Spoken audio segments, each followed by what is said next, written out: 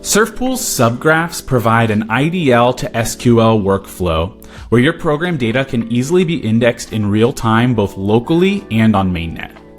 One of the data types that we can index are custom PDAs that your program creates. Many programs create accounts to store some custom data structures, storing information like the mint accounts associated in a token swap, user settings, or some protocol state.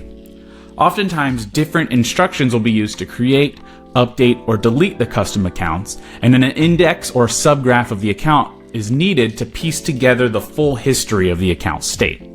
With Surfpool, we can set up a subgraph of any custom PDA in a matter of seconds. Let's jump in with an example of a simple program with a treasury account that stores the total amount of SOL deposited into the treasury. This program has 3 instructions: initialize, deposit, and withdraw. The initialize function is going to create our PDA. The deposit function deposits SOL into the vault and increments the total LAMP ports deposited, which is stored on that PDA. The withdraw function withdraws SOL from the vault and decrements the total LAMP ports deposited. If we look at the treasury account struct, we can see that it's storing the total LAMP ports deposited, the public key of the initializer of this treasury, and a bump for the treasury PDA as well as the vault.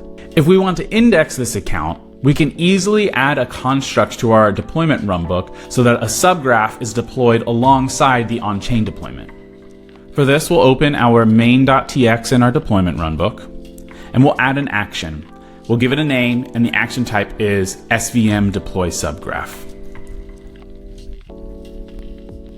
Next, we'll provide the context that the action needs to know what program and data types to index. It will need the program ID, the IDL of the program, and the slot that the program was deployed in.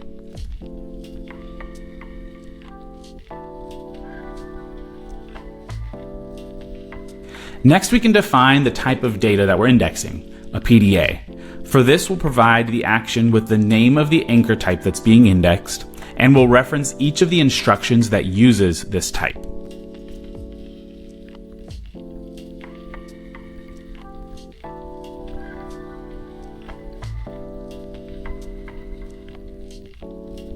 Here we can see that there are 3 instructions using this type: initialize, deposit, and withdraw.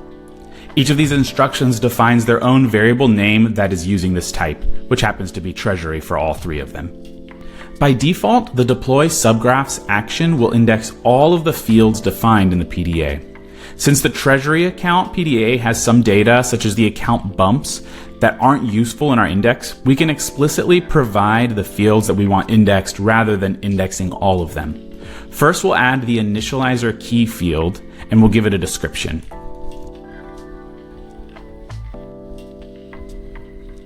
Next, we'll add the total LAMP ports deposited field.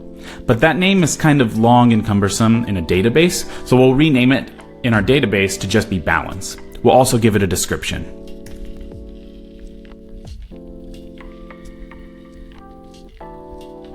Now we're ready to deploy. We can execute the Surfpool start command and see our subgraph being deployed. Here there's a link to Surfpool Studio where we can see the subgraph in action.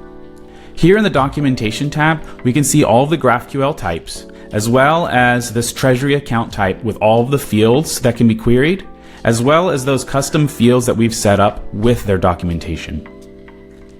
Using the query builder, we can quickly set up a GraphQL query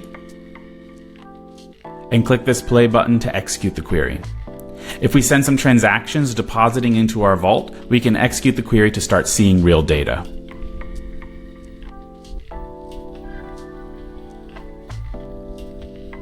As we're executing transactions, Surfpool is able to parse the transaction data according to your IDL, extract the data you need, and insert it into a SQL database.